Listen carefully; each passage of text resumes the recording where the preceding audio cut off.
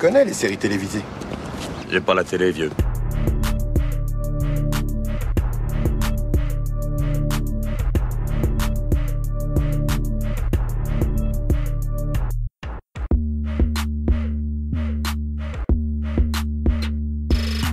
Salut à toutes, salut à tous, soyez les bienvenus dans la saison des séries, votre podcast consacré aux séries d'hier et d'aujourd'hui. Je m'appelle Junior, je suis très heureux de vous retrouver, j'espère que vous allez bien. Mon complice du jour, vous aviez pu l'entendre dans notre pilote presque parfait consacré à Véronica Mars, il s'agit de Jérémy. Salut Jérémy. Salut Junior. Comme on a pu le faire précédemment avec le documentaire Beckham, on va rester dans le monde du foot en évoquant aujourd'hui la fiction Ted Lasso, lancée en septembre 2020. Elle est dispo sur Apple TV+, 3 saisons et 34 épisodes. On abordera ici la saison 3 uniquement de cette production de Bill Lawrence, cerveau de la série Scrubs, et de Jason Sudeikis qui en est également l'acteur principal. On sait à quel point c'est difficile de mettre un point final sur une excellente série. Que vaut cette troisième et ultime saison ? Avons-nous pleuré devant le final et désirons-nous vraiment un retour de la méthode Lasso ? Des éléments de réponse à cette question et à plein d'autres juste après un extrait de la saison 3 de Ted Lasso. Alors quoi de neuf ? Dites-moi les nouvelles. Eh bien, apparemment, tous les gens de l'univers ont décidé que Richmond finirait 20e cette année. À part le Daily Mirror, qui nous voit finir à la 200e place. Une faute de frappe ridicule et horrible à la fois. Ok, eh bien moi je prédis qu'aucune de leurs prédictions ne se réalisera. Nous voilà donc dans ce qu'on appelle une impasse mexicaine. Ou bien dans ce qu'on appelle au Mexique, simplement une impasse. Mais le pire, c'est qu'ils pensent que Rupert va finir dans les 4 premiers. Rupert va jouer cette saison ? Quoi ? Mais non. Oh, vous parlez de West Ham ? Bah oui, Ted. Tout le monde pense qu'il est meilleur que nous. Ils sont. Tout le monde pense qu'ils sont meilleurs que nous. Oui, c'est ce que j'ai dit. Alors, comment on va faire ? Comment on va le battre ? Les battre. Oui. Ouf, c'est pas gagné. Est-ce que ce ne serait pas le moment idéal pour mettre à jour notre effectif ? Ajouter un peu de force de frappe dans l'équipe. C'est une très bonne idée, Leslie. Quelqu'un a des propositions à faire, Ted ? Oh, eh bien je sais que Roy et le coach Bird travaillent sur de nouvelles tactiques. Et après tout, les gars qu'on a déjà s'entendent super bien. On devrait s'en sortir comme ça. Ted, quand vous dites qu'on devrait s'en sortir, c'est pas la même chose que quand vous disiez qu'on allait remporter ce putain de truc. Wow, j'ai vraiment dit ça ? Oui, absolument, là-bas, après la défaite contre Manchester City. Alors, une précision avant de commencer. Pourquoi on a choisi d'évoquer la saison 3 dans cette émission ? Vous, auditeurs et auditrices fidèles, vous savez qu'on a déjà évoqué la saison 1, c'était en octobre 2021, ça ne nous rajeunit pas. C'était avec Elodie et beaucoup plus récemment avec Hélène, on a évoqué la saison 2. Donc je vous invite à aller écouter tout ça et bien sûr visionner la série avant d'écouter nos avis ici sur ce 3e chapitre des aventures du coach célèbre moustachu. Avant de rentrer dans le dur, et pour que les auditeurs et auditrices Jérémy situent bien les choses, j'aimerais savoir, juste par curiosité, qu'est-ce que ça représente dans ta vie le foot et plus généralement le sport à la télé ? Est-ce que tu as un rapport vraiment poussé ou au contraire plus distancié ? C'est ça qui est drôle, c'est que en général, le foot, ça ne représente strictement rien dans ma vie. C'est pas un sport qui m'intéresse. Même de base, je suis pas forcément quelqu'un de très sportif. Mais j'aime beaucoup les œuvres de fiction qui sont autour du sport. Et surtout, ce qui est fait dans l'animation japonaise. Il y a plein d'exemples de séries où vraiment, c'est le collectif où t'es investi. Et tu peux nous en citer pour qu'on... Ouais, le classique, ça va être Olive et Tom, Captain Tsubasa. Ou alors dans des trucs un peu plus alambiqués, avec des super pouvoirs comme Inazuma Eleven, où là, le foot, ça te sort des dragons ou des pingouins quand tu fais un tir. Waouh. Tu vois, c'est un autre type de sport. Oui. Mais c'est un peu plus dynamique que... On est proche du psychédélique, là. Non, vraiment. Mais c'est ça qui me plaît aussi, c'est ce côté... En fait, on va suivre une équipe, et c'est un peu ça qu'on retrouve dans Ted Lasso, et on les voit évoluer, on les voit... Souvent, en plus, c'est dans des œuvres où l'équipe est assez nulle, et à la fin, elle finit par quand même gagner. Oui, et du coup, qu'est-ce qui t'a amené à lancer Ted Lasso ? Quand est-ce que tu as commencé le visionnage ? J'ai dû commencer en août 2022, je pense, avant la sortie de la saison 3. Ma copine était très fan. J'ai binge-watché les 2 premières saisons. Ça a été un coup de cœur immédiat. C'est une boule de bienveillance, c'est très drôle. Et du coup, après, la saison 3, on l'a regardée en direct, semaine après semaine, quoi. Donc, trop bien, tu t'es évité la coupure en plus, parce que les saisons sortaient vraiment de façon espacée. Ouais, c'est ça, ouais. En plus, je trouve que les 2 premières saisons se répondent bien, et du coup, elles s'enchaînent vachement bien. Quand je pose ces questions-là à Hélène ou Jérémy aujourd'hui, c'est vraiment pour que vous compreniez évidemment que vous n'avez pas besoin d'aimer le sport et le foot à fortiori pour regarder cette série. Vraiment, lancez-la sur Apple TV+, lancez Ted Lasso. Elle est dans mon top 10, top 15, hein, vraiment. Elle est incroyable. Puis vraiment, ce qui est pratique avec Ted Lasso, c'est que le personnage principal ne connaît rien au foot. Et bah si vous non plus, et bah c'est parfait, vous avez un point commun. Exactement, vous pouvez vous jeter à corps perdu là, parfait, vous ne serez pas désorienté, promis. Avant d'évoquer cette saison 3, Jérémy, est-ce que tu peux nous faire, s'il te plaît, un récap sur là où nous en sommes dans Ted Lasso à la fin de la saison 2, concernant bien sûr les persos principaux? Oui, bah du coup après une année difficile où l'AFC Richmond s'est retrouvé relégué en Championship League. Maintenant, ils ont gagné, ils ont réussi à être de retour en Première Ligue. Moi-même, je ne sais pas quelle est la différence entre ces deux ligues, mais apparemment, c'est mieux d'être en Première Ligue. Et toute l'équipe est plus motivée que jamais pour ramener la coupe à la maison. Il y a Rebecca, qui est la directrice du club, qui est encore plus remontée que pour les saisons précédentes. Parce que là, cette année, ils seront en compétition avec le club West Ham, qui a été racheté par son ex-mari, machiavélique Rupert. Et en plus, l'entraîneur de cette équipe, c'est Nate, qui est passé du côté obscur. Puis voilà, après, il y a eu, à la fin de la saison 2, pas mal de petits changements. Il y a Kaylee Jones, jouée par Juno Temple, qui va ouvrir sa propre entreprise d'influence, d'accompagnement. Et du coup, en début de saison 3, il y avait l'air d'avoir... On se pose la question si elle va se séparer avec Roy ou pas. On a le journaliste Trent Krim, journal The Independent, qui a été viré, qui a été renvoyé après avoir dévoilé à Ted que Nate a été sa source par rapport à l'article qu'il a écrit sur sa crise d'angoisse. Et sinon, Ted, maintenant qu'il a fait une thérapie, ça va un peu mieux. C'est toujours la dépression, mais il s'accroche. Comme disent les anglo-saxons, he's still a mess. Il reste quand même paumé, quoi. Et sur cette saison 3, il est encore bien à fond. Oui, complètement. Au casting, donc Jason Sudeikis, Anna Waddingham, Jeremy Swift, Phil Dunster, Brett Goldstein, Brendan Hunt, Nick Mohammed, Anthony Head. Alors pour les anciens, Anthony Head, le méchant Rupert Mannion, s'appelait déjà Rupert dans une série des années 90-2000, je parle bien sûr de Buffy, c'était Rupert Giles. Ça fait bizarre de le voir en méchant quand on sait à quel point il était adorable dans Buffy, ça fait vraiment très étrange. C'est ça qui est génial avec cet acteur, c'est que soit il joue un méchant et tu le sais, soit il joue un perso adorable et tu le sais aussi. Il n'y a pas d'entre-deux. Oui, un peu d'étymologie, voilà, pour t'aider, parce que tu poses des questions, Jérémy, c'est bien que tu les poses dans cette émission, parce que peut-être même que des auditrices et auditeurs sont pas du tout au courant, n'ont peut-être pas aussi percuté. The Championship, en Angleterre, c'est la 2e division, en fait. C'est le championnat de football professionnel, mais vous êtes en 2e division. Alors que la Première Ligue, c'est vraiment la première division du championnat anglais. Et là, vous êtes dans l'élite, et quand vous êtes dans les 4 premiers, vous vous qualifiez pour les coupes européennes, donc encore plus élitiste. En revanche, quand vous, comme dans les saisons précédentes, vous finissez dernier, vous descendez dans la division inférieure. Voilà. Et il y a encore des divisions derrière la 2e, la 3e. Du coup, c'est pour ça que la Ligue s'appelle la Première Ligue. Ah, je comprends Exactement. Mieux. Ok, j'ai vraiment l'impression d'être Ted Lasso là maintenant. Mais oui, mais c'est... En fait, tu sais que c'était même une vanne d'ailleurs, oui, Beard, dans les derniers épisodes. Il y a Ted Lasso qui lui demande, je comprends pas, il y a 2 ans, on était nuls, on était en division inférieure, comment t'appelles ça? Et Beard lui précise. Donc voilà pour l'étymologie. Et West Ham est l'un des nombreux clubs londoniens, il y en a beaucoup, tout ce qui finit en Ham, Fulham, West Ham, Tottenham, déjà facile à retenir, plus Arsenal, Crystal Palace, beaucoup en fait. Richmond est un club fictif, même si je rêve d'avoir leur maillot. Mais du coup, West Ham, c'est un vrai... Ça, c'est un vrai. Oui, c'est un vrai club. Si tu veux, avec le succès de Ted Lasso, ce qui est très sympa, c'est qu'ils ont obtenu les droits d'image et d'habillage de la Première Ligue. Donc, tu as le vrai habillage au niveau du score, au niveau du naming, des maillots, des stades, ce sont les vrais noms. Donc, quand ils vont à Chelsea, à Stamford Bridge, c'est vraiment le nom du club. Et ainsi de suite, les sponsors et tout sont les vrais. Et c'est vraiment trop cool. D'ailleurs, Ted Lasso a même été inclus en personnage de jeu vidéo dans l'un des derniers FIFA. Ouais.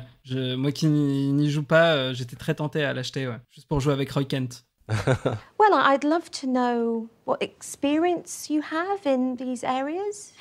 In relationships, tons. The rest of it, not much.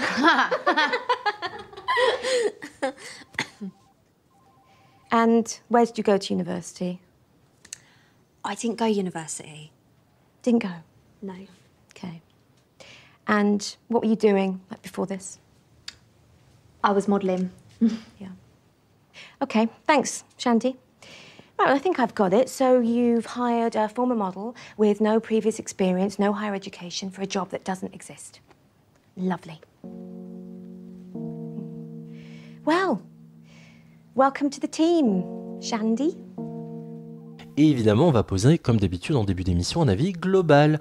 Que vaut globalement cette saison 3 de Ted Lasso pour toi, Jérémy ?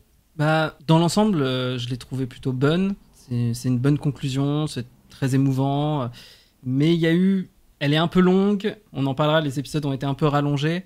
Et c'est pas toujours bien. Il y a certains arcs narratifs de certains persos qui vont un peu nulle part. Je sens que les scénaristes, ils ont un peu galéré sur certaines choses. Mais dans l'ensemble, c'est toujours aussi drôle. C'est toujours quand même plutôt bien écrit. On retrouve les persos qu'on adore dans les saisons précédentes. Donc, pour moi, j'en suis sorti vraiment très positif quand même, malgré les petits soucis. Oui, j'aime bien cette saison. C'est pas ma préférée. Moi non plus. J'aime beaucoup la deuxième. J'ai une affection particulière pour la deuxième saison. Ce que j'aime beaucoup, c'est que la volonté première, c'est de montrer à quel point on peut devenir une meilleure personne à travers les rencontres, à travers des expériences communes, à travers la solidarité, et à quel point on doit travailler tous les jours à devenir une meilleure personne et à progresser dans sa vie, que ce soit sur le plan perso et pro. Ça me touche énormément. Ça, c'est excellemment bien fait.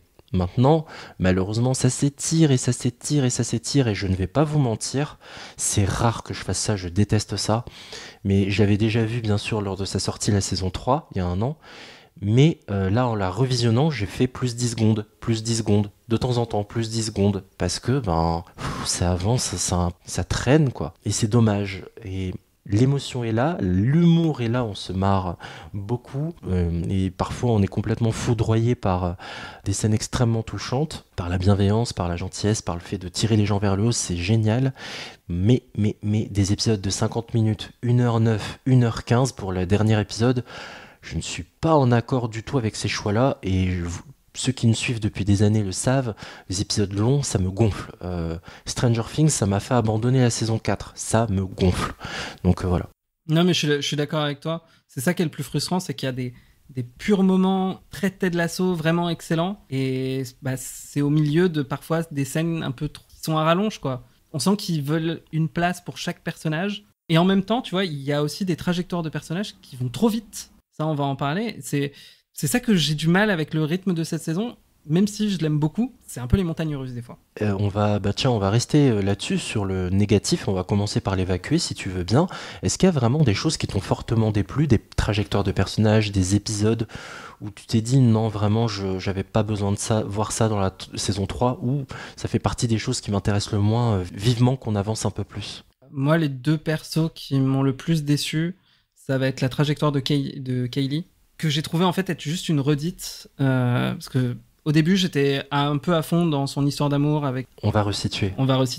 Elle se retrouve directrice de sa propre entreprise, et au début on est investi dans ses galères. Elle essaye de donner sa chance à une de ses amies qui était aussi modèle. Ça se passe mal. Shandy qui est une vraie wag. Ouais, vraiment. Qui fout la merde en fait et qui se laisse pas faire. C'est un problème dans un environnement de travail. Elle a du mal un peu à se faire respecter dans sa propre entreprise, notamment avec sa collègue Barbara. Qui est très coincée et tarée. C'est marrant. Moi, j'aime beaucoup ce perso. J'aime bien ce genre de perso qui est vraiment... elle est là, elle a pas le choix, et elle fait de son mieux.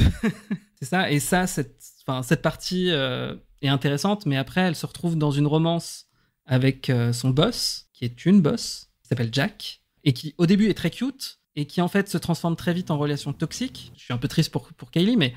Le problème, c'est que c'est encore une histoire de romance. Avec un rapport hiérarchique. Exactement. Et on l'a déjà eu plus ou moins avec l'histoire de Rebecca, avec Rupert, avec encore Rebecca et Sam. Ça s'enchaîne et j'ai l'impression que les scénaristes savaient pas trop... ils savaient écrire que ça comme type de romance et c'est dommage. Totalement d'accord. Et moi, d'ailleurs, je l'ai dit dans l'émission précédente, même si Hélène ne partageait pas mon opinion, elle trouvait ça très cute, la relation Sam-Rebecca. Moi, moins, ça me gênait un peu, en fait. C'est pas une histoire que de différence d'âge, c'est aussi, ouais, c'est sa supérieure, quoi, en fait. Je sais pas, même si c'est complètement incongru, complètement imprévu, c'était très étrange et j'étais pas forcément j'étais ni impliqué ni à l'aise. Et là, Killy, il y a quelque chose de cute parce qu'en fait, elle se découvre potentiellement être lesbienne, être bi. Plus bi, ouais. Pour moi, elle est carrément bi, et même quand tu revois dans les saisons précédentes, elle fait toujours plein de compliments à Rebecca, donc pour moi, en tout cas, c'était pas, c'était totalement naturel de voir ça, quoi. C'est un beau prolongement, en effet, et c'est vrai que non, le fait que elle devienne quelque part un peu la marionnette de Jack dans les prises de décision, notamment qu'elle doit faire en tant que patronne d'entreprise, dans ce qu'elle doit prendre, virer des gens, etc. Enfin, c'était plus gênant qu'autre chose. Je te rejoins complètement, c'est vraiment pas l'axe qui m'intéressait le plus. Il y a un truc que j'ai quand même trouvé intéressant, et en même temps, je suis assez partagé sur ça, c'est que Jack est vraiment écrit comme un mec PDG. Oui, ok, c'est intéressant comme point de vue qu'en fait, une personne qui est de son niveau de richesse, avec ses responsabilités, ses trucs, en fait, malgré ce côté cool et jeune, est quand même enfermé dans certains préjugés, parce que la raison, en fait, elle se sépare, et parce que des nudes de Kaylee sortent, et ça passe pas du tout. Et je trouve ça intéressant, en fait, la manière dont ça s'est arrêté. Mais c'est toute cette romance qui, au final... ça, je suis partagé. Elle est intéressante, et en même temps, c'est un peu du déjà-vu, quoi. Je comprends, et puis c'est vite complètement désamorcé, et vite complètement oublié dans la deuxième moitié de la saison. Hein. Il y a quelque chose d'expéditif et de clos, et puis on revient plus dessus, et puis... Alors que pourtant, dans Ted Lasso, toutes les histoires se prolongent et il y a un vrai suivi en fait à l'image des suivis psychologiques faits par celle que Ted appelle Doc, donc le Doc Sharon. Et voilà, et c'est dommage qu'il n'y ait pas non plus ce suivi dans le trauma en fait, puisque dans la deuxième partie, on passe vite à autre chose. Ouais, c'est expédié totalement. Et c'est le même problème avec ma seconde déception, avec le trajectoire de Nate, qui... pareil, moi j'ai trouvé sa descente aux enfers et son côté obscur très logique dans la saison 2, et même on voyait déjà quelques ingrédients dans la saison 1, comme quoi il est tellement frustré qu'il va se venger sur les autres. Donc j'avais hâte de voir ce côté-là et de voir sa rédemption dans la saison 3. Et je trouve que en fait elle est pas satisfaisante d'un coup. En fait, on a tous les éléments pour voir en fait que oui, on voit son changement d'état d'âme étape par étape, notamment par rapport à sa relation avec Rupert, où il essaye d'être de chercher son approbation. Son approbation, merci. Et à force de regarder 3 saisons de Ted Lasso en anglais, tu finis par perdre des mots. Mais son approbation, et tu vois qu'il commence à la perdre petit à petit, et que lui, il est en train de se rendre compte qu'il fait de la merde. En plus, Mannion joue tout le temps avec lui, hein, en mode appelez-moi Rupert. Non, Mr. Mannion.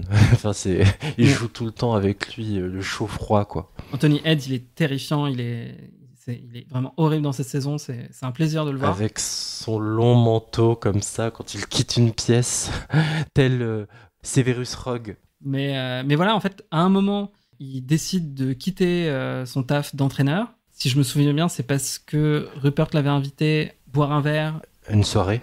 Ça, une soirée, et il y avait... Rupert avait prévu de tromper sa femme avec quelqu'un, et il avait prévu quelqu'un d'autre pour Nate. Une mannequin russe, gros cliché. Ça, ouais. Et Nate il s'est dit, en fait, je n'ai pas envie d'être là, je vais retourner voir ma copine. C'est très chouette. Et puis en fait, d'un coup, Nate, finalement, ça va mieux, finalement, il est gentil. Il va nettoyer tout le vestiaire, et du coup, dans l'épisode suivant, tous les joueurs qui le détestaient avant, finalement, lui ont pardonné. Et en même temps, c'est dans la thématique de la série. Oui, bien sûr. Mais je trouve que ça va trop vite. C'est marrant que tu dises ça. Alors, moi aussi, j'aime bien cette noirceur qui l'envahit au fur et à mesure des épisodes et des saisons, parce qu'il a un père qui n'a jamais posé un regard plein d'amour sur lui.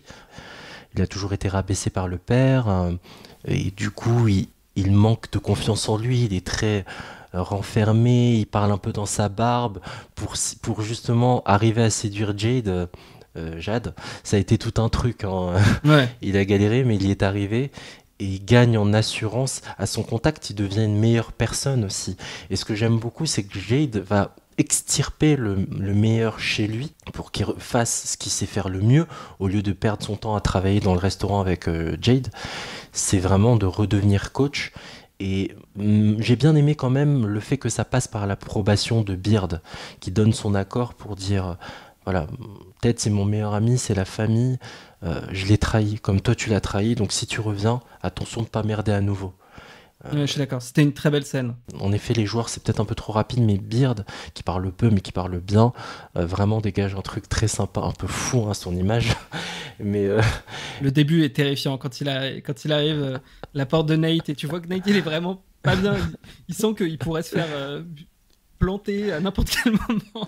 Il va se prendre un coup de boule. Mais cette scène était très forte, et heureusement qu'il y a eu ça, sinon ça aurait été trop facile. Mais ouais, il y a des petites choses que j'aurais aimé en plus. Et tu vois, il y avait du temps, les épisodes sont longs et pourtant, ça m'a manqué. Alors dites-moi tout. Qu'est-ce qui vous amène ici? Oui, alors... je suis bien consciente que ce que je vais vous demander, vu mon âge, est peut-être un peu fantaisiste. Mais voilà, je me demandais si Si vous pouviez encore avoir des enfants? Oui, voilà. Ce n'est pas du tout fantaisiste. Je vois très souvent des femmes de votre âge et d'autres encore plus vieilles. Ah bon? Absolument.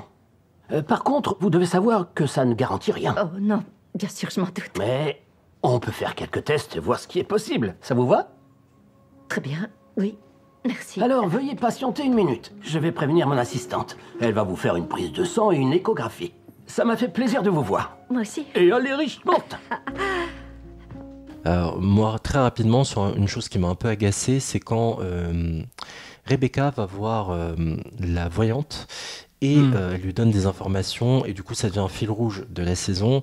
Voilà, un paquet d'allumettes vertes, une citation, le fait qu'elle va avoir un enfant. Donc ensuite, il y a toute cette démarche de faire un bébé toute seule, courageux, et qui malheureusement ne peut pas aboutir en raison de son âge avancé. Je rappelle qu'elle est quadra, entre 45 et 50, en gros dans la série. Et toute la résolution finalement n'arrive que via l'épisode d'Amsterdam qui te donne un peu plus de pistes, et surtout dans le dernier épisode. Mais qu'est-ce que c'est tard, et je me suis dit, mais elle va avoir un enfant, Rebecca, ou pas? Elle va avoir un enfant, elle va y arriver, parce que c'est une belle personne aussi au fur et à mesure des saisons, Rebecca. C'est tout le mal qu'on lui cède, et ça tarde, et ça tarde, et en fait au bout d'un moment j'en avais marre, j'y croyais même plus, et finalement ça arrive dans le dernier épisode. Ça m'a un peu gonflé, voilà. Son histoire à Rebecca, elle a vraiment deux arcs narratifs. Ça là, d'essayer d'avoir un enfant et trouver l'amour de sa vie, qui n'a vraiment lieu que à Amsterdam et qui après est totalement abandonné jusqu'à la fin, comme tu as dit. Et le deuxième, c'est aussi se détacher de l'emprise de Rupert. Et ça c'est dans l'épisode de la Super League. Et ça, par contre, j'ai adoré cet épisode. Justement pour ça, on voit même Rebecca qui... elle avait dit à Nate dans une saison précédente que quand elle voulait se remonter le moral, essayer de paraître plus grand, de se faire plus grande qu'elle n'est déjà, alors qu'elle est déjà immense. On la voit même enfant en train de le faire. C'est une scène qui est hyper touchante, et tout cet épisode qui lui est consacré, où elle va juste envoyer balader tous ces gens qui voulaient juste créer une autre Super League plus chère, plus select. Et pour ce faire, du fric. Ouais. Et c'est le seul but recherché, en effet, une ligue fermée où on est entre riches, on n'est pas bien là, entre paires de couilles en gros. Pardon pour la citation d'un film avec un acteur qui est devenu problématique, mais voilà. En gros, on n'est pas bien là, entre hommes, on se réfugie là-dedans entre riches. Et elle arrive à dire, mais je vous emmerde en fait, c'est ridicule votre idée à la con là. Et c'est pas ça le football. Exactement, et ça va tuer les clubs plus petits comme Richmond. Et ça, j'ai trouvé ça vraiment super, et justement c'est l'une des choses que j'aime le plus. On va tendre vers le positif justement, et ce que j'aime beaucoup, c'est l'incursion dans cette saison de choses qui ont vraiment existé, car pour la petite histoire, il y a vraiment des gros clubs, Bayern, Real, etc., sous l'impulsion du président du Real Madrid, Florentino Pérez, qui voulait créer créer cette Super League, ça n'a pas abouti. Ça a abouti à une nouvelle formule de la Ligue des Champions pour contrer ça. Malheureusement, ça reste un peu dans les tuyaux. Peut-être que ça arrivera en 2025-2026. On ne sait pas. De toute façon, les calendriers sont déjà 2026. Ça m'étonnerait, il y a une Coupe du Monde. Mais les calendriers sont surchargés, donc ça va être compliqué à mettre en place. Et il y a ça, il y a cette Super League de foot. Et puis, bien sûr, il y a l'arrivée d'un nouveau personnage dans la première moitié de la saison, un certain Zava. Je me demande bien à qui ça fait référence. Et comment il s'appelle déjà Alors, un joueur suédois d'origine slave. J'avais son nom qui commence aussi par un Z. Zlatan Ibrahimovic. Exactement, Zlatan Ibrahimovic, ancien joueur de l'Inter Milan, du Milan AC, de la Juventus de Turin, du PSG. Et là, vraiment, la personnalité de Zava, c'est du copier-coller sur Zlatan. Mais on voit tout de suite que c'est Zlatan. Mais est-ce que Zlatan est aussi peace and love à faire pousser des légumes à l'autre bout du monde? Alors, je connais pas sa vie à ce point-là, mais en tout cas, sur le côté je suis un roi et personne n'est au-dessus de moi dans l'équipe, c'est vraiment ça, Ouais. quoi. Mais pour tirer les gens vers le haut, en fait, il est très exigeant avec lui-même et donc avec les autres. Et ça, c'est un truc qui est vraiment très ancré, très égoïste aussi, dans la finition, les buts et tout, à empiler. Faut limite être à son service. C'est ça qui est assez drôle avec ce personnage, c'est que à la fois il est très dans son discours très collectif, à encourager tous ses coéquipiers. Quand il arrive à Richmond, il influence vraiment, je pense même dans le positif, tout le monde. Il les pousse vers le haut, mais dès qu'il est tout seul, dès que la lumière n'est pas sur lui, bien, ça pose souci. Enfin, il va faire en sorte qu'il va imposer le fait qu'il soit le seul en attaque et que tout le monde lui passe la balle. Mais en même temps, j'ai pas l'impression non plus que c'est la caricature de l'attaquant qui a un ego surdimensionné. Enfin, je sais pas, c'est ça la subtilité avec ce perso, et je trouve que ça change un peu de ce que j'aurais pu penser du personnage, à première vue. Oui, après, Zlatan, dans la vie, jouait un rôle, si tu veux. Il exagérait ce côté-là dans ses déclarations. Il a sorti un paquet de perles. Il disait, d'ailleurs, même au point parfois de créer la polémique, quand il arrivait au PSG, il disait que avant son arrivée, il n'y avait rien dans ce club. Tu vois, c'est quand même violent.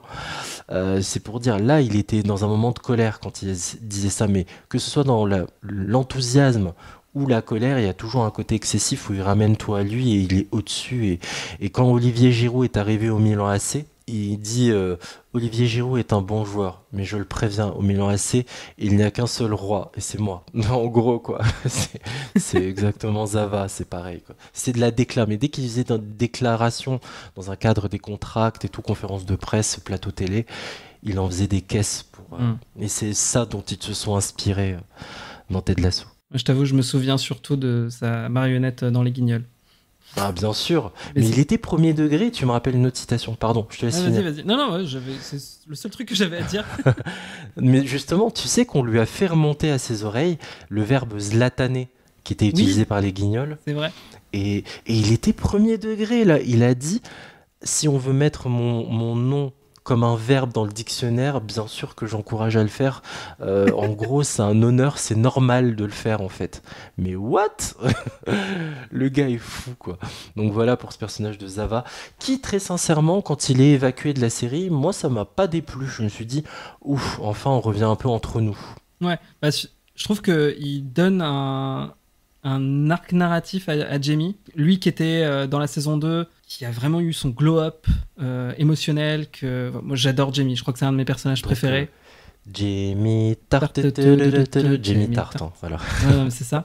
C'est l'attaquant qui, au début de la première saison, était insupportable, un ego démesuré, qui apprend à jouer collectif, qui, dans la saison 2, doit faire amende honorable auprès de son équipe quand il revient à Richmond. Et là, on a un Jamie qui est plus mature sur ses émotions, sauf qu'il se retrouve confronté à j'allais l'appeler Zlatan, à un Zava qui lui vole toute la vedette. Okay. Et ce que je trouve génial, c'est que il n'est pas dans la confrontation. Au contraire, il est toujours dans ce collectif, essayer de motiver, de montrer que lui aussi, il peut encourager ses coéquipiers. Et il n'est pas À la limite, il est juste dégoûté que Zava lui vole la vedette, mais c'est tout, quoi. C'est pas grave. Oui, il va pas lui vouloir du mal à tout prix, puisqu'ils savent qu'ils peuvent gagner aussi avec lui. Donc en effet, justement, on y revient, c'est là où il y a toujours ce travail de s'améliorer humainement parlant, professionnellement parlant. Et en effet, il le fait plutôt bien. This is your manager. Hey, how you doing? I'm Ted Lasso. My leader, I am an empty vessel filled with gold. I am your rock. Mold me. Well, hey, if you score goals like you talk, we're gonna be just fine, buddy. Right, and this is Keely Jones. She handles all our publicity. Hi.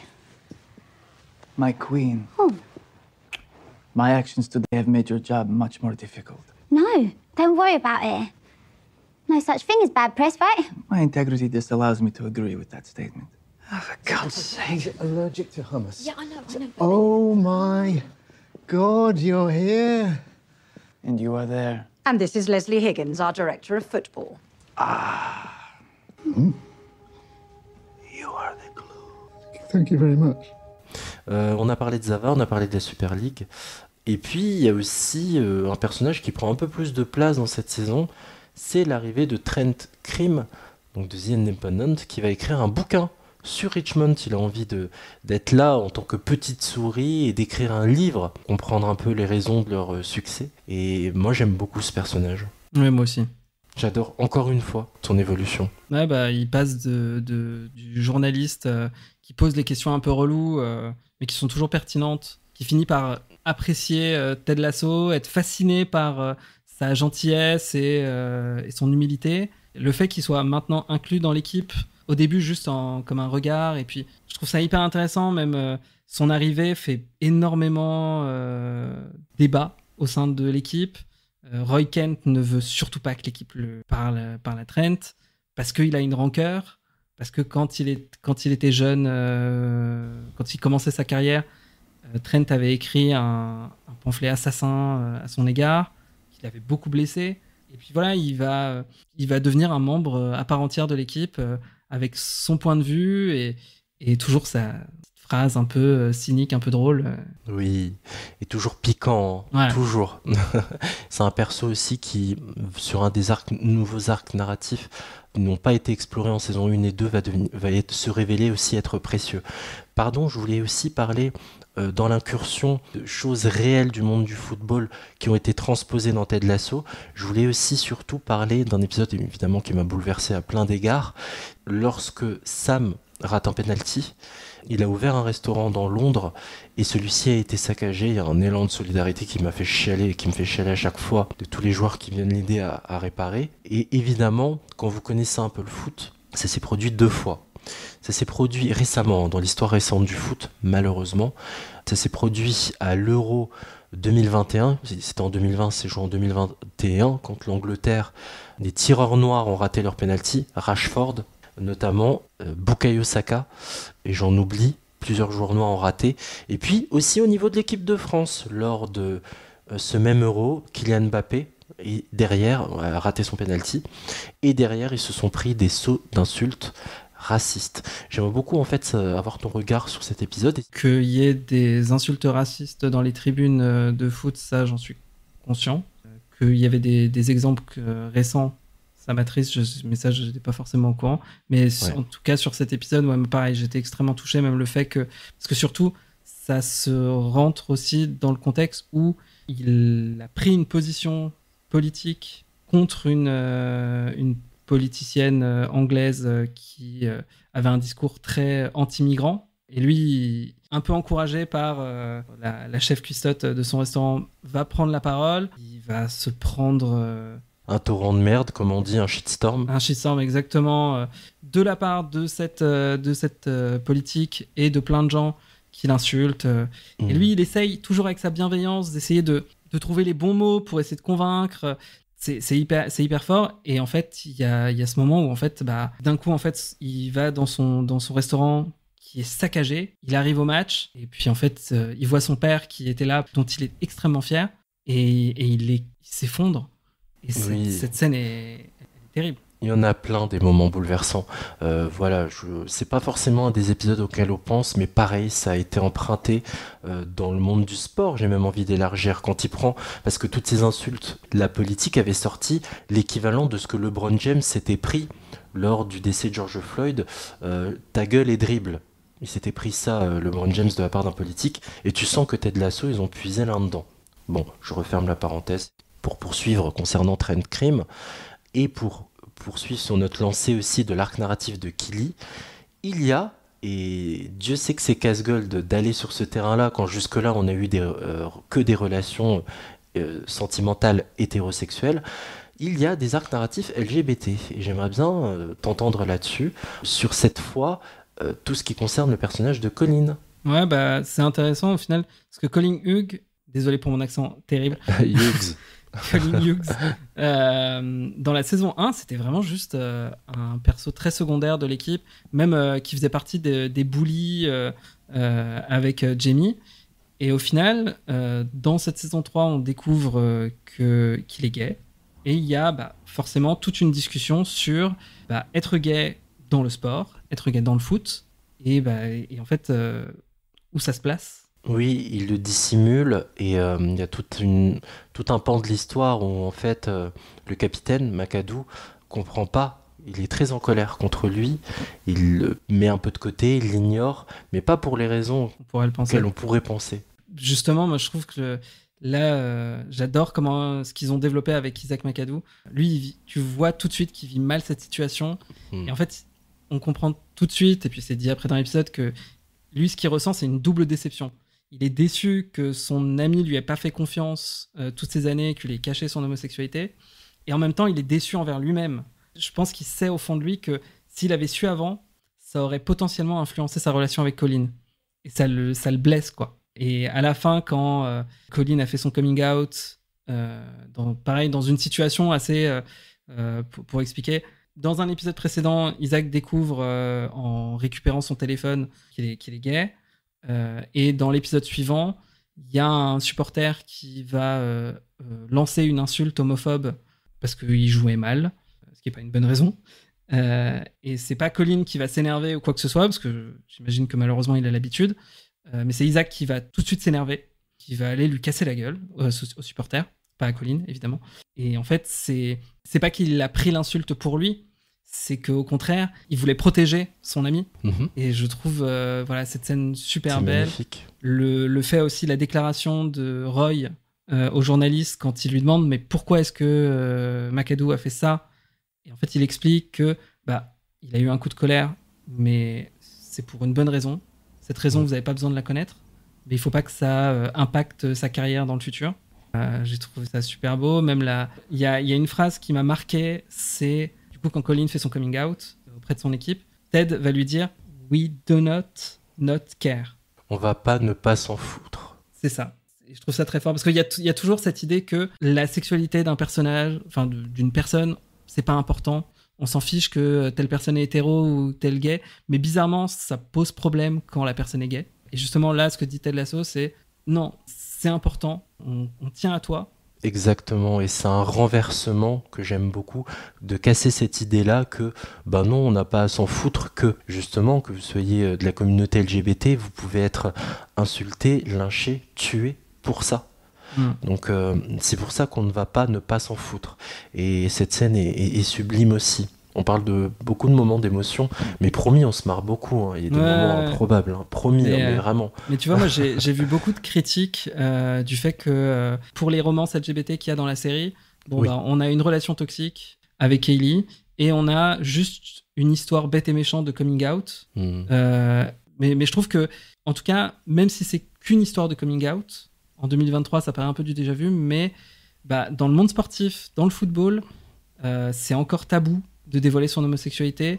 On l'a vu, ça c'est un truc que j'ai suivi dans la vie réelle. Il y a des joueurs qui refusent de porter le moindre symbole lié aux luttes lié aux luttes contre les LGBT-phobies, qui vont mettre un scotch sur le truc ou qui vont pas vouloir le mettre. C'est ridicule, il y en a même j'ai honte parce que c'est ma ville, un joueur du club du LOSC qui a fait ses lacets parce que c'est pas compatible avec sa religion. Pendant la photo, il s'est caché derrière les joueurs du fond, il s'est mis à genoux, il faisait genre je fais mes lacets au moment de la photo. Voilà, j'aurais aimé que pour vraiment avoir un vrai récit narratif LGBT qui soit plus consistant, ça aurait été bien qu'on voit plus le copain de Colin, que ce soit un vrai personnage avec une vraie personnalité. Mais bon, ça reste quand même déjà assez fort d'avoir cette histoire. Et puis, on t'en a parlé juste avant, Trent est très important dans cette intrigue parce que c'est lui qui va découvrir par hasard que Colin est en train d'embrasser son copain dans une ruelle sombre. Il y pensait être caché, mais en fait, on ne peut rien cacher à Trent. Crime The Independent. Et au début, on sait pas trop, on se dit est-ce qu'il va le dévoiler, est-ce qu'il va faire quelque chose? Et en fait non, c'est pas le cas. Et en plus, il est gay, donc il sait. Mais tu l'as pas deviné, moi je le sentais, qu'il pouvait se sentir d'autant plus impliqué dans les regards qu'il lançait. Il n'y avait pas quelque chose de malveillant et je sentais que potentiellement il pouvait être de la communauté et du coup... Mais ce que j'aime beaucoup, c'est qu'il lui rentre un peu dans l'art, hein, en mode tu fais le malin à faire des blagues gays, mais moi aussi j'étais comme ça. À un moment donné, il faut juste, même si c'est très difficile et que c'est un long process, accepter qui on est. Et j'ai beaucoup aimé ça. Je sais plus en gros la phrase exacte, mais il le dit avec beaucoup de respect, de considération, mais en mode arrête tes conneries, arrête de te faire passer pour un autre. C'est comme ça que pour la deuxième fois, je lui ai dit que j'étais homo. Par contre, cette fois-là, elle m'a cru. On est devenus encore plus proches qu'avant. Et ta fille? Pareil, je crois qu'elle est plus heureuse. Enfin, ce que je veux dire, c'est que c'était difficile d'avoir à garder ça secret. Et je suis pas un athlète professionnel. Comment est-ce que tu fais? J'ai pas une vie... C'est plutôt comme si j'en avais deux. J'ai ma vie professionnelle. En fait, personne au club n'est au courant. Ça leur ferait sans doute rien, j'imagine, mais... Comme ça, c'est plus facile. Et à côté, il y a ma vie amoureuse. Alors, le secret excite certains. D'autres disent que ça leur est égal, mais... Ils finissent par se lasser et ils vont voir ailleurs. On va évoquer le positif. J'aimerais beaucoup savoir quel épisode, allez, un ou deux, tu retiendrais dans cette saison 3, vraiment l'épisode qui t'a le plus marqué. Alors ouais, il y a deux épisodes qui m'ont énormément marqué. Il y a l'avant-dernier épisode, Mum City. C'est surtout pour l'intrigue autour de Jamie. Du coup, pour remettre le contexte, dans l'épisode précédent, l'équipe a été séparée pour... le mondial, j'imagine. Oui, les sélections nationales, en fait. Chaque joueur va jouer pour son pays lors d'une coupure, en fait, internationale. C'est ça, et du coup, Jamie va jouer pour l'Angleterre. C'est très cool. Et il y a tout un gag avec Dani Rojas et Zorro, qui est vraiment Dani Rojas, qui est un petit cœur, qui est Football is Life, tout ça, et qui va juste devenir une machine à tuer parce que il est devenu l'ennemi de Zorro qui sont dans des équipes adverses, qui va même lui péter le nez. Enfin, c'est extrêmement drôle. Mais du coup, quand Jamie revient, là, il a perdu toute son assurance. Il est en panique. Dès qu'il est seul, il se met à chialer. Ça me fait tellement de la peine. Oui, on reste sur cette thématique de santé mentale. Ah, mais clairement, on a vu Jamie pleurer, être mal, notamment à cause de son père. Et du coup, là, on voit vraiment un Jamie qui est brisé, qui est terrifié, parce que le prochain match, c'est avec Manchester. C'est à Manchester, donc il a peur de voir son père, qu'il n'a pas vu depuis 1 an, dans les tribunes.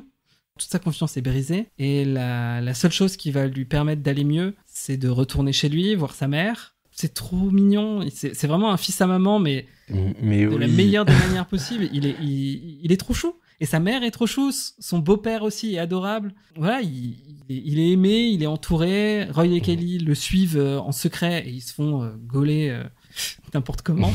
Du coup, il se retrouve dans sa chambre, on voit sa chambre d'enfant où une affiche de Roy quand il était jeune et une affiche de Kelly. Époque ou photo de mannequin, quoi. Et vraiment, voilà, tout cet épisode, Jamie, c'est vraiment le personnage qui a le plus évolué dans la série, en mieux, qui s'est déconstruit, qui a vraiment commencé à écouter ses émotions. Et oui, des fois, les émotions, ça explose. On a du mal à les gérer. Et après, tout le match, qui va réussir à surmonter tout ça, c'est génial. Et j'adore en plus le message parce qu'il est dans un moment de réussite.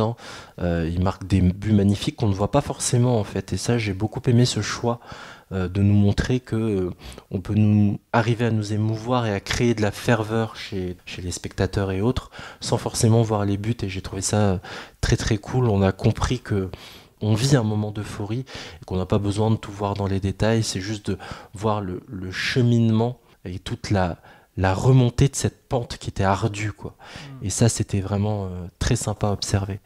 Ouais, j'aime beaucoup cet épisode. J'aime bien les deux derniers, en fait. D'ailleurs, tu m'as pas cité ton deuxième. Ouais, le deuxième, c'est l'épisode à Amsterdam. Enfin, pour moi, cette saison, elle est séparée en deux.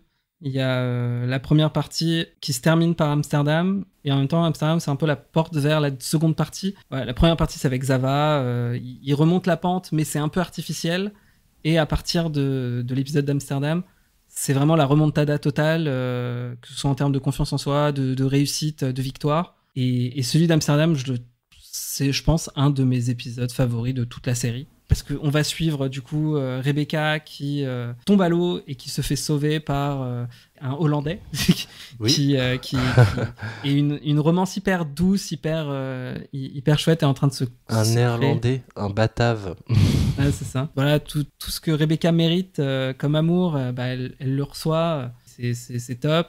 Il y a Yugi qui a son petit arc de jazz qui est assez drôle. Higgins, tu veux dire. Higgins, pardon. Le directeur sportif de Richmond, Higgins. Exactement. Qui n'a pas une tonne de place dans cette saison, mais qui a ses petits moments quand même assez chouettes, et notamment dans cet épisode. Vraiment, c'est vraiment l'argument comique de la série. Il est cantonné à ça, et c'est un peu dommage. On joue sur son comique physique, majoritairement, et c'est tout. Alors que tu vois que le mec est plein d'humanité dans la saison 2, notamment l'épisode de Noël. Je trouve qu'on l'a réduit à quelque chose d'un peu étroit, et c'est dommage. On l'a mieux fait grandir en saison 2. Oui, mais c'est pour ça justement que j'aime bien l'épisode d'Amsterdam, parce qu'il lui donne vraiment tout un petit truc où il va se mettre on l'a déjà vu jouer du jazz, etc. Mais là, on sent vraiment qu'il est passionné, qu'il est à fond. Mais oui, il est dans son élément. Et c'est très chouette. L'arc avec Roy et Jamie qui se mettent à voler des vélos ou à emprunter des vélos, on sait pas trop, mais qui finissent par traverser tout Amsterdam pour aller voir un moulin. Oui. Leurs discussions sont super émouvantes. Voilà, leur amitié est vraiment cristallisée à ce moment-là. Et il y a aussi tout l'arc avec Ted qui va aller voir le musée Van Gogh, qui va être un peu dans un trip tout drogue, je sais pas trop, ou au final juste en buvant du thé, et qui surtout va enfin comprendre le football. Et le football avec le football total, notamment de l'Ajax, qui était pratiqué à l'époque dans les années 90.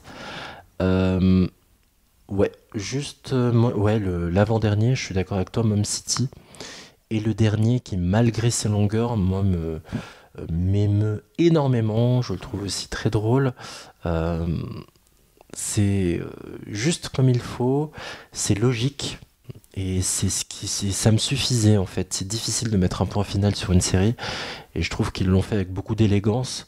Bien sûr, avec la dernière fessée pour Mannion. Donc, finalement, ni West Ham ni Richmond ne sera champion, puisque Manchester City de Pep Guardiola les a coiffés au poteau. Pep Guardiola qu'on voit dans l'avant-dernier épisode d'ailleurs, qui est en guest. Ouais, c'est vraiment l'entraîneur de Manchester, lui. Je me posais la question. Les joueurs sont faux, mais l'entraîneur était vrai. Et c'est vrai, c'est une star en Angleterre, puisqu'il a été nombreuses fois champion d'Angleterre avec City, et il a remporté la Ligue des Champions, la Coupe européenne avec ce club-là. Oh, cool. Donc c'était quand même énorme de l'avoir, comme Thierry Henry dans les saisons précédentes. Ouais, tais-toi, Thierry Henry. Ouais.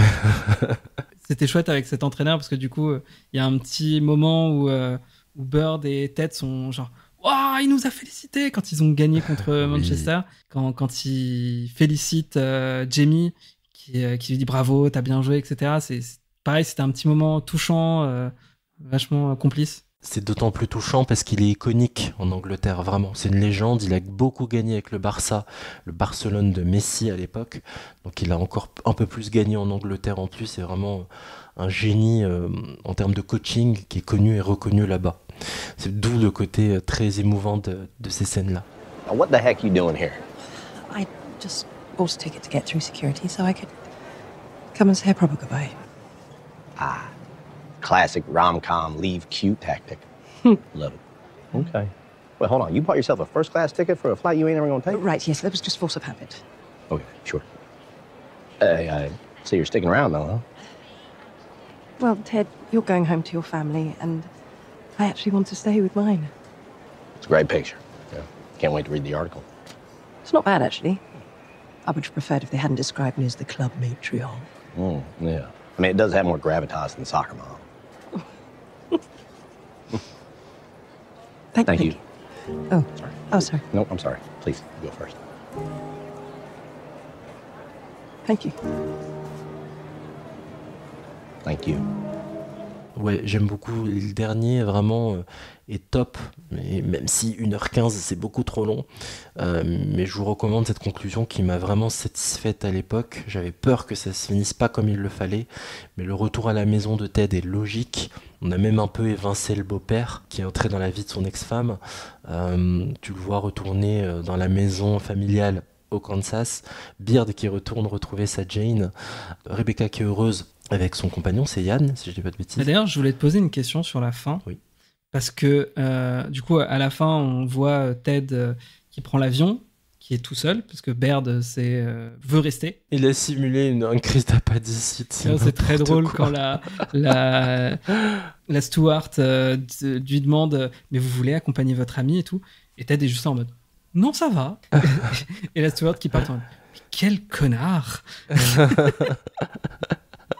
Son quel connard équivaut à quel génie en fait. Non mais c'est hilarant, tu vois. Et du coup on voit plein de scènes au FC Richmond où on voit l'évolution de tous les persos. Roy devient l'entraîneur principal. Kaylee propose à Rebecca d'ouvrir un club de football féminin. On voit même le mariage de Bird à Stone Age.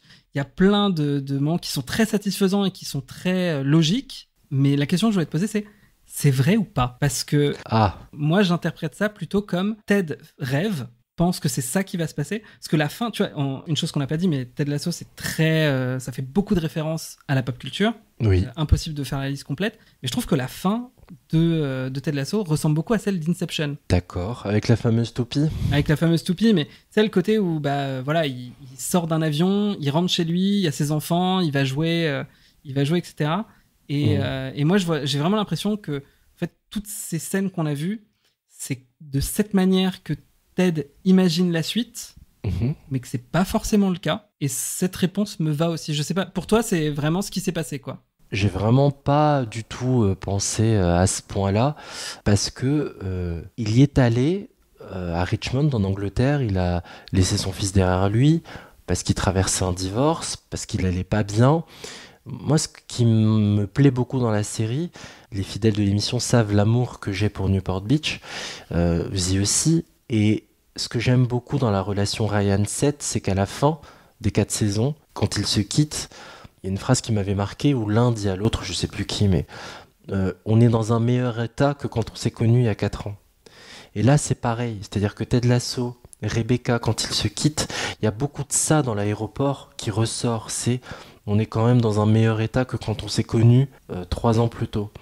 Je le vois pas vraiment comme une réalité alternative, comme une fin à la La La Land, où voilà comment ça devrait se finir, mais ça se finit pas comme ça. J'ai même pas intellectualisé la chose à ce point-là.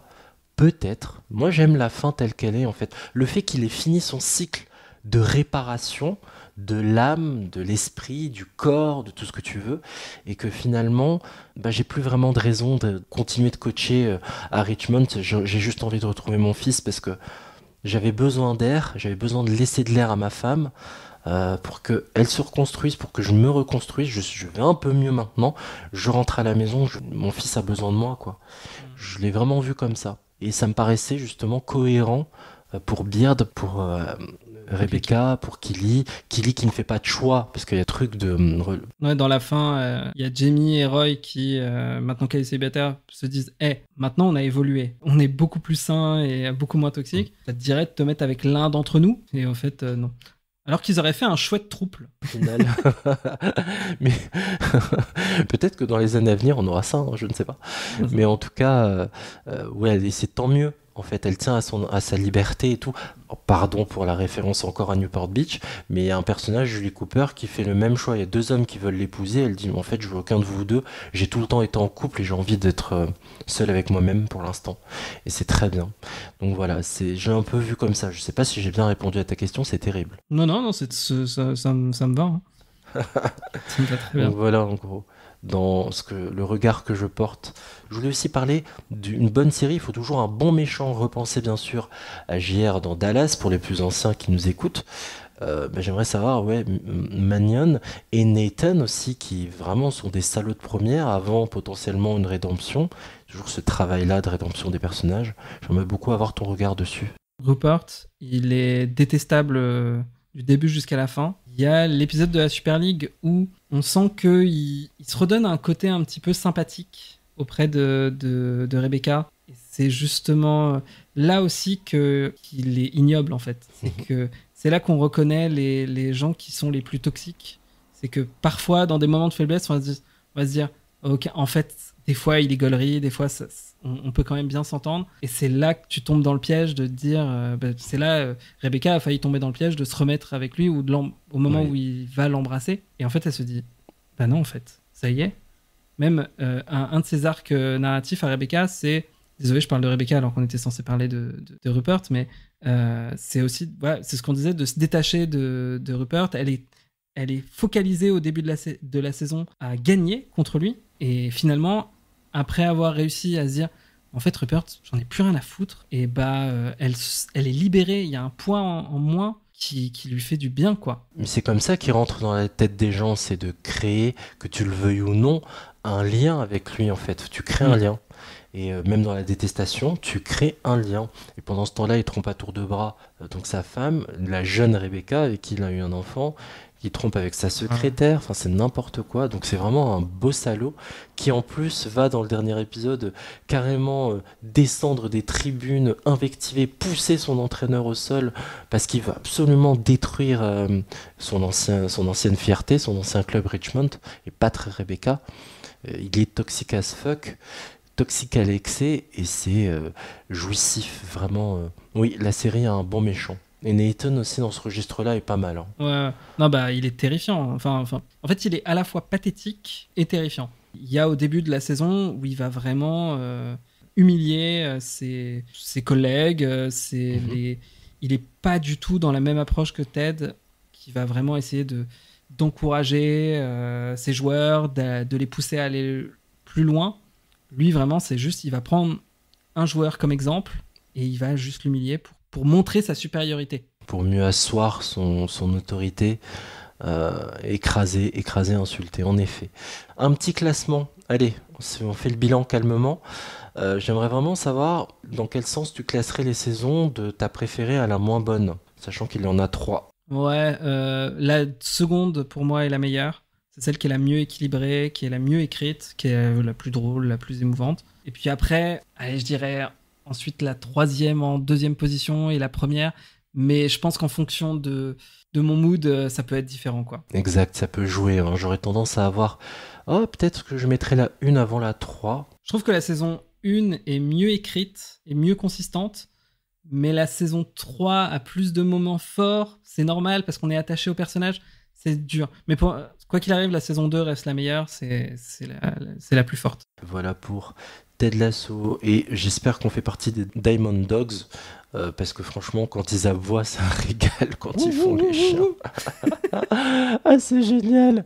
Même Roy finit par se lâcher au bout d'un moment. Il tire la langue et tout. Limite, ils sont en train de baver. C'est trop drôle. On rit beaucoup aussi dans Ted Lasso et cette saison 3. En mars 2025, en mars dernier donc, dans le podcast animé par les joueurs de foot américains Jason et Travis Kelce, on a appris de la bouche même de leur invité, un certain Jason Sudeikis, que la série Ted Lasso aurait bien droit à une saison 4, c'est officiel donc. D'ailleurs, il entraînera une équipe féminine. Toi, Jérémy, ça t'inspire quoi, cette annonce ? Je suis pas totalement rassuré. Je suis très content que Ted Lasso ait une nouvelle saison. Je suis très content de revoir, qu'on va revoir de Richmond, toute l'équipe, de revoir Brett Goldstein sur sur Roy Kent. Voilà, et toute l'équipe, c'est une très bonne chose qu'ils puissent évoluer et voir un peu comment se passe le club actuellement. Là où je suis moins emballé, c'est le retour de Ted Lasso, justement. Alors, ça paraît surprenant que le personnage principal ne revienne pas dans la saison 4, parce que je trouve qu'en fait, l'histoire de Ted Lasso, elle est finie à la fin de la saison 3. Je trouve même que dans la saison 3, il tarde un peu à vraiment conclure son histoire parce qu'ils ont plus grand-chose à raconter avec ce personnage, que j'adore, hein. Et du coup, le faire revenir pour une saison 4, moi, vraiment, la manière dont j'imaginais une saison 4 pour Ted Lasso, c'était plutôt une nouvelle série, une spin-off, qui s'appellerait The Richmond Way, comme le bouquin de Trent. Enfin, ce que j'espère en tout cas dans cette saison 4, c'est qu'on voit pas trop de Ted Lasso en fait. Oula, attention, tu as des infos que je n'ai pas ou... Parce que, à part le fait que Ted Lasso va prendre en charge une équipe de footballeuses, on n'a aucune autre info officielle. Je préfère le préciser, hein. On ne sait pas encore si l'action va se dérouler en Angleterre ou aux États-Unis. Ça pourrait être aux États-Unis d'ailleurs, d'autant plus qu'à la Coupe du Monde 2026. Donc je sais pas, je préfère le préciser pour nos auditrices et auditeurs. Ah, moi j'ai aucune information, je sais juste qu'il va y avoir... Je sais que Brett Goldstein, qui joue Roy Kent et qui est aussi scénariste, sera présent. En tout cas, il est de la partie. Donc est-ce qu'il est peut-être juste de la partie en tant que scénariste, juste en tant que caméo? Je sais pas. C'est juste que, quelle que soit l'histoire, si on suit à nouveau Richmond, je serais très content. Si c'est juste centré sur Ted Lasso, bah là, j'aurais l'impression un peu qu'il n'y aurait plus grand-chose d'intéressant à dire, quoi. Mais la prémisse d'une équipe féminine qui sera entraînée, ça, c'est très cool. Enfin, je trouve qu'il y a beaucoup de choses à dire encore sur le monde du football, sur Richmond, avec tous les personnages. C'est juste le retour de Ted Lasso. J'espère qu'ils me donneront tort, mais pour l'instant, j'attends de voir. Est-ce que tu as une chose à ajouter avant que l'on se quitte? Ouais, je pense que si on pouvait résumer en 3 mots la série, ce serait bienveillance, ce serait évolution, et ce serait shonen, l'esprit de shonen. C'est voilà, moi qui ai lu pas mal de mangas sportifs, c'est une chose que j'apprécie énormément dans Ted Lasso, c'est ce côté... on a une équipe qui sont un peu des losers en vrai, et qui vont évoluer, qui vont devenir de plus en plus forts, qui vont réussir par le pouvoir de l'amitié à réussir à gagner. Et je pense que c'est aussi tout le charme de cette série. Donc clairement, ouais, bienveillant, changement, shonen, c'est parti pour l'aventure. Et c'est vraiment pas galvaudé, hein, le côté bienveillant. C'est gentil tout plein, c'est mignon tout plein, mais pas que, il y a aussi de la cruauté. Et justement, on répond à cette cruauté par de la solidarité, par de l'entraide, par du soutien psychologique, moral.